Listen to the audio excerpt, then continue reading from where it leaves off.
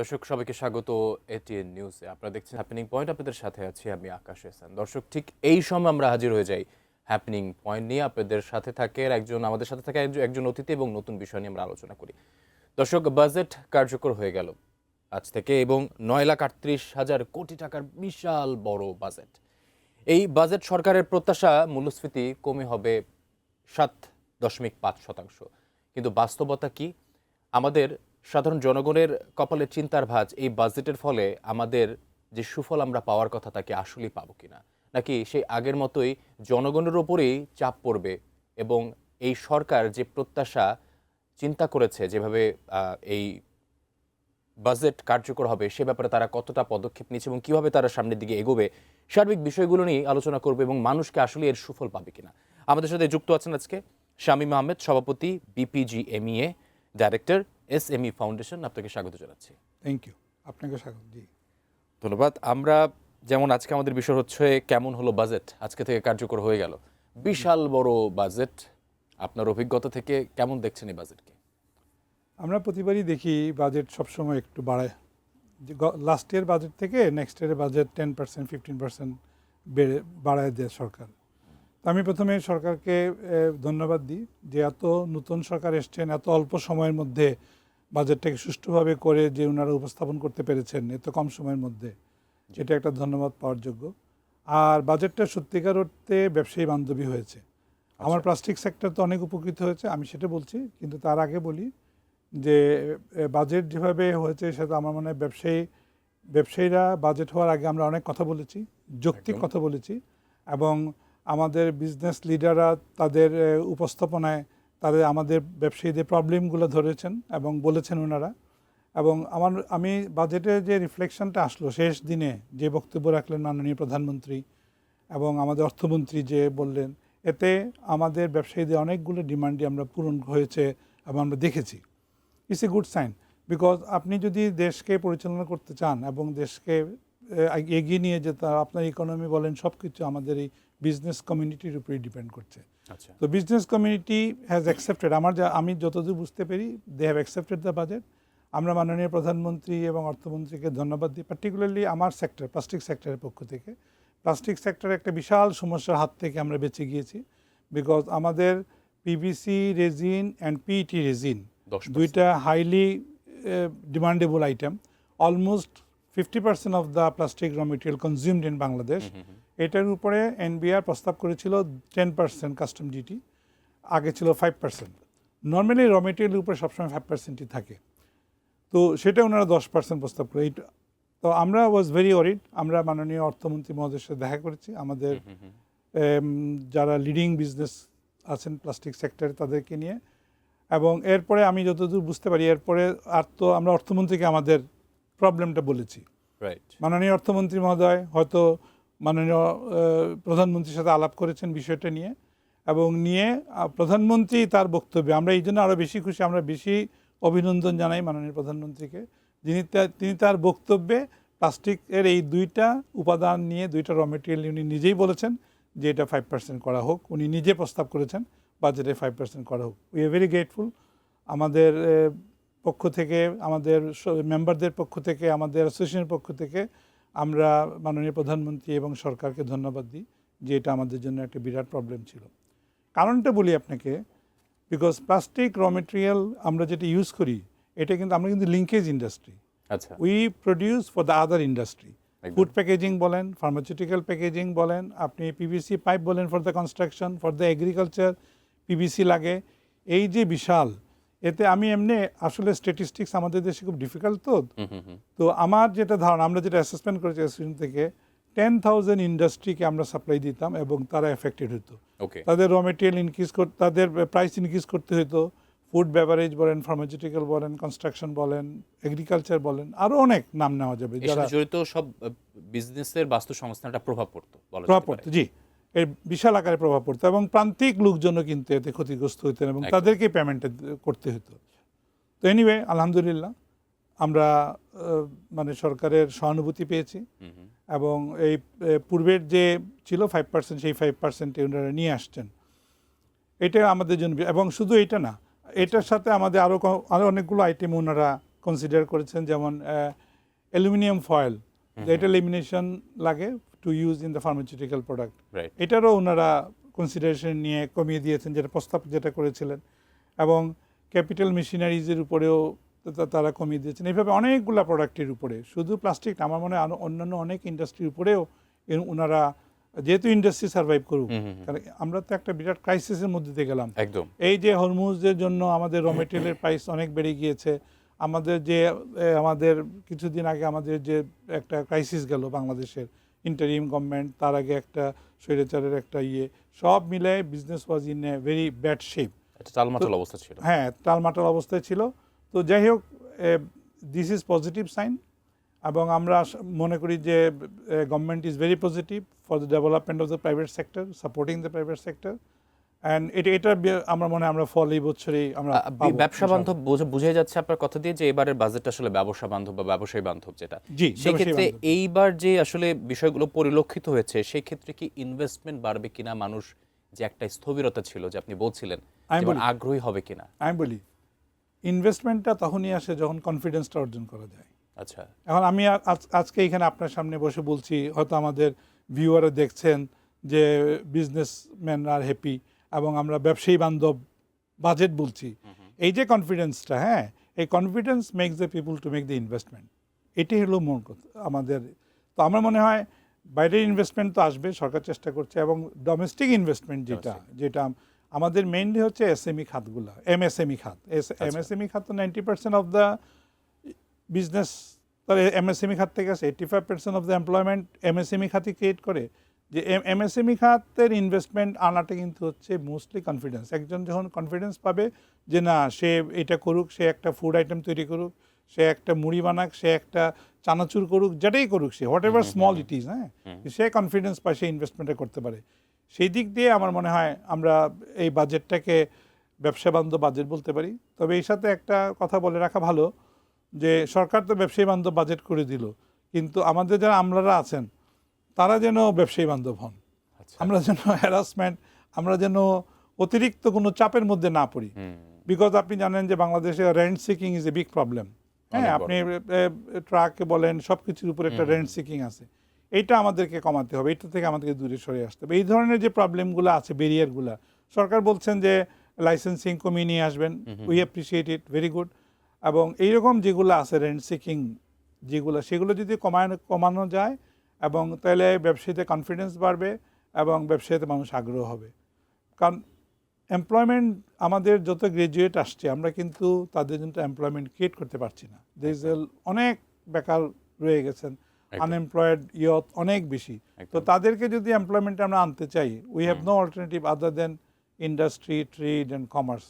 তো সেটা আমার মনে হয় আমরা আশা করতে পারি যে সরকার সেই দিকেই যাচ্ছেন, এবং তাদের সবসময় আমরা বলে থাকি যে বিএনপি সরকার ব্যবসায়ী বান্ধব, লোকজন কনফিডেন্স পায়, অতীতেও তাই বলে আসছেন, আমরা দেখে আসছি। আমরা এবারও আশা করব যে যেন সরকার ব্যবসায়ী বান্ধব হয়।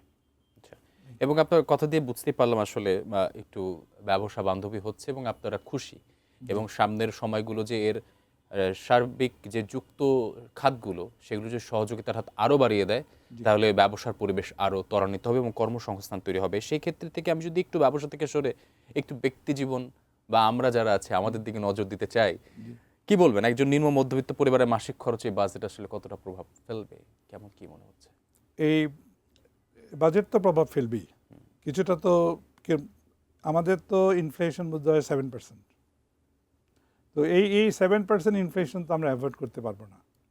তবে ব্যক্তি করের যে 4 লক্ষ টাকা যে থ্রেশহোল্ড করেছেন, হ্যাঁ, এটা আমার মনে হয় সরকার ইচ্ছা করলে আর একটু বেড়াতে পারত। উনি তো এখন 4 লাখ করেছেন, আমাদের টার্গেট 7.5% নিয়ে আসা, কিন্তু আমাদের মূল্যস্ফীতির এখন অনেক হাই, 8-9% দিকে আছে। মূল্যস্ফীতি একদিকে, আমি যদি রিভার্স ইঞ্জিনিয়ারিং করি, হ্যাঁ, রিভার্স ইঞ্জিনিয়ারিংটা কি, সেটা হচ্ছে যে 4 লক্ষ টাকা যদি থ্রেশহোল্ড হয়, এবং 4 লক্ষ টাকাকে যদি আপনি ডলার দিয়ে কনভার্ট করেন, ডলারকে যদি পার আওয়ার ইনকাম দিয়ে কনভার্ট করেন, ডেভেলপড কান্ট্রিগুলো যেটা করে, তাহলে এই 4 লক্ষ টাকা কনভার্সন করলে পার আওয়ার ইনকাম $1.12 আসে। $1 একটু বেশি আসে। $1 একটু বেশি কিন্তু below the poverty level. World bank, UN যে ইয়েগুলো আছে সেটা বিলো দ্য প্রপার্টি লেভেল। তো সেই জন্য আমি বলছি যে এইখানে যদি সরকার আরেকটু সুযোগ দিত, আরেকটু সহানুভূতিশীল হইতো, যে থ্রেশহোল্ডটা আরেকটু বাড়িয়ে দিত, ধরেন এইবারই যদি 5 লাখ করে দিত। 5 লাখ আছে। হ্যাঁ, উনি তো 5 লাখ করবেন 31-এ, যে আমি যতদূর মনে পড়ে আমার 4 লাখ, 4.5 লাখ, তারপরে 5 লাখ, এইভাবে একটা বোধহয় স্ল্যাব ওনারা চিন্তা ভাবনা করছেন, বলেছেন না বাজেটে।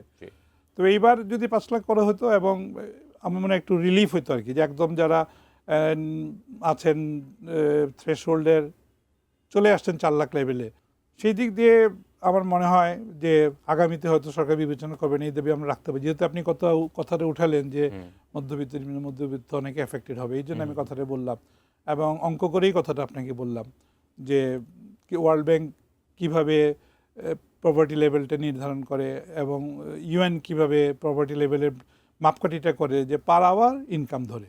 আর আপনার যদি 4 লক্ষ টাকাকে কনভার্ট করে আপনি পার আওয়ারে নিয়ে আসেন, আপনি দেখবেন ইউ আর আর্নিং, মানে যিনি থ্রেশহোল্ডে পড়েছেন আর কি, his will be $1+, but that is within the property level. তো আমরা তো চাই না যে প্রপার্টি লেভেলে যিনি আছেন উনি আবার ট্যাক্স থ্রেশহোল্ডে আসুক।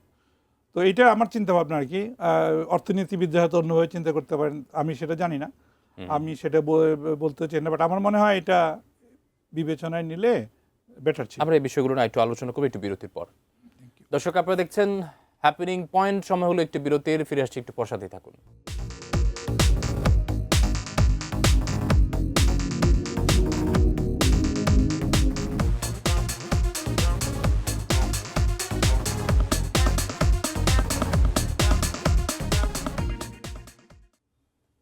দর্শক, বিরতির পর আবারও স্বাগত হ্যাপেনিং পয়েন্টে। আমরা ফিরে যাচ্ছি আলোচনায়।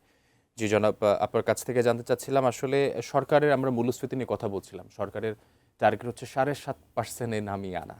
আসলে বর্তমান যে বাস্তবতা, সে বাস্তবতায় এটা কি সম্ভব কিনা, এবং এইটা যদি হয়ে থাকে রোড ম্যাপটা কি হতে পারে আসলে সরকারের?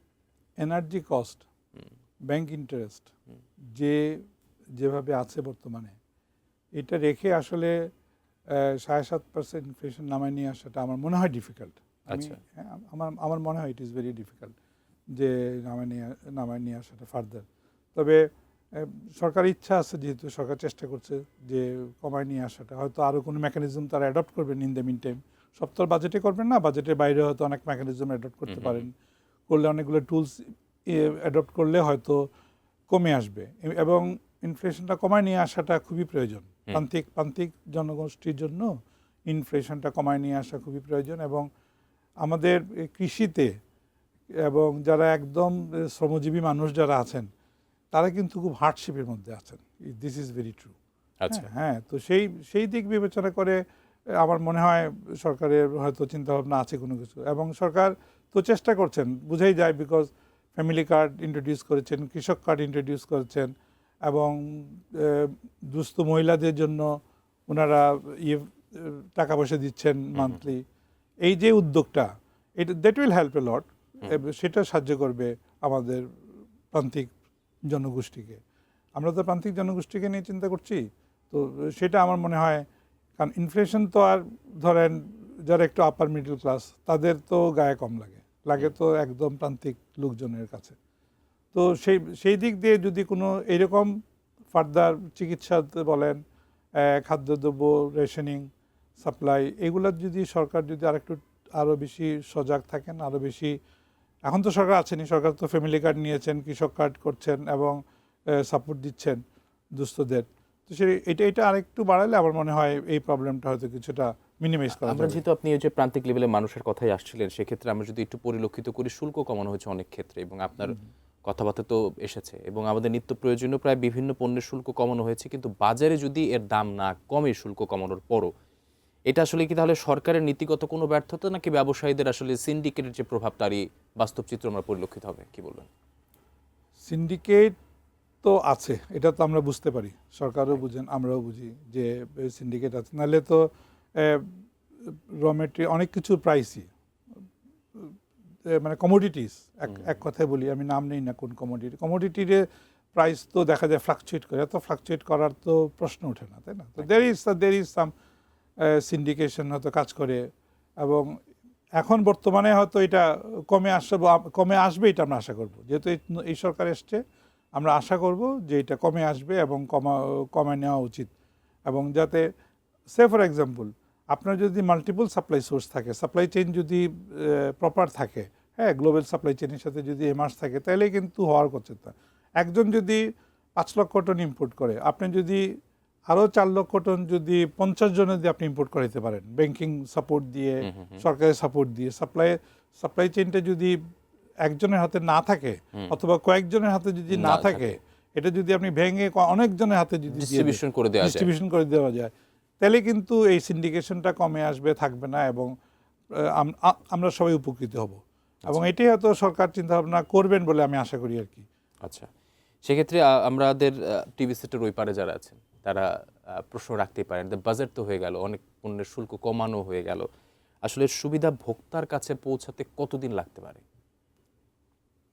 এটা তো কঠিন প্রশ্ন, ভীষণ কঠিন প্রশ্ন। ভোক্তার কাছে আমরা তো চাইবো যে ভোক্তার কাছে যত শিগগিরই পৌঁছে দেওয়া যায়। তবে গ্লোবাল মার্কেটে প্লাস্টিকের কথা আমি বলি, আমার কথাটা দিয়ে আমরা আলোচনা আছে যাই। হ্যাঁ, সেটাতে আমরা before this Middle East war, হ্যাঁ, আমাদের র মেটেরিয়াল প্রাইস ছিল $900, $800। আচ্ছা, হ্যাঁ, আজকে এই প্রাইসটা দাঁড়াচ্ছে $1500, $1600 because of this Middle East war, Hormuz প্রণালী বন্ধ হয়ে যাওয়ার জন্য, গ্লোবাল যে মানে ডিসরাপশনটা চলছে, সাপ্লাই চেইন ব্রেকআপ হয়ে গেছে, সব কিছু মিলায়ে। তো এখন আপনি সেই আগের পর্যায়ে তো এই মূল্য রেখে তো $1500 দিয়ে কিনে $800 মূল্যের তো আপনি দিতে পারছেন না, তাই না? তো ইট মিনস যে এটা যেহেতু বিশ্বায়নের যুগ, আমরা globally we are interconnected very much, হ্যাঁ, এবং সাপ্লাই চেইন, গ্লোবাল সাপ্লাই চেইনের সাথে আমরা ভীষণভাবে সম্পৃক্ত। তো এই নর্মালিসি যতক্ষণ পর্যন্ত না আসবে ততক্ষণ পর্যন্ত উপকারটা কি আমরা নিতে পারবো আমাদের ভোক্তাদের কাছে? আমরা সন্দেহ আছে আমরা ভোক্তাদের কাছে নিতে পারবো কিনা। আমি আপনাকে বললাম, আমার উদাহরণটা দিয়েই বললাম, এরকম হয়তো অনেক কমোডিটিজের প্রাইস আগে ছিল বিফোর দিস ওয়ার একটা প্রাইস ছিল, এখন হয়তো প্রাইস বেড়ে গিয়েছে। তো সেটাই আর কি, এটা সময় লাগবে।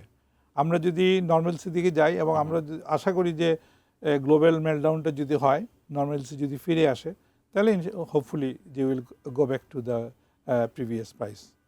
আচ্ছা, আমি একটু এসডিজি বাস্তবায়নে আসলে বাজেট কিভাবে পদক্ষেপ রাখবে বা সরকার কি পদক্ষেপ নিতে পারে জানতে চাচ্ছি। আপনার প্রশ্নটা আমার খুবই পছন্দ হয়েছে। অ্যাকচুয়ালি আই এম ওয়েটিং এরকমই একটা প্রশ্নের জন্য। সেটা হচ্ছে কি, আমার বাজেটটা আমি যখন দেখেছি এবং শুনেছি, আমার মনে হচ্ছে যে সরকার কি সামনের এসডিজি 17টা গোলকে রেখে কি বাজেট প্রণয়ন করেছে।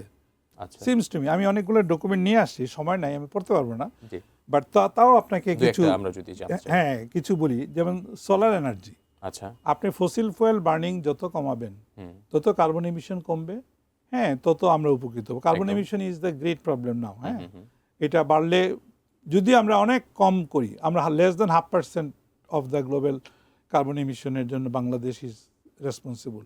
কিন্তু তারপরে আমি আমার বলি, সেটা সোলারের উপরে ওনারা ডিউটি শূন্য করে দিয়েছেন। ইনভার্টার, অন্যান্য সোলার সাথে সম্পৃক্ত যেগুলো আছে সেগুলোর উপরে ডিউটি কমিয়ে দিয়েছেন, শূন্য করে দিয়েছেন। 5% tax on the consumer of যারা সোলার এনার্জি করবেন তাদের উপরেও সরকার ট্যাক্স কমিয়ে দিয়েছে, সোলার থেকে যে এনার্জিটা আসবে।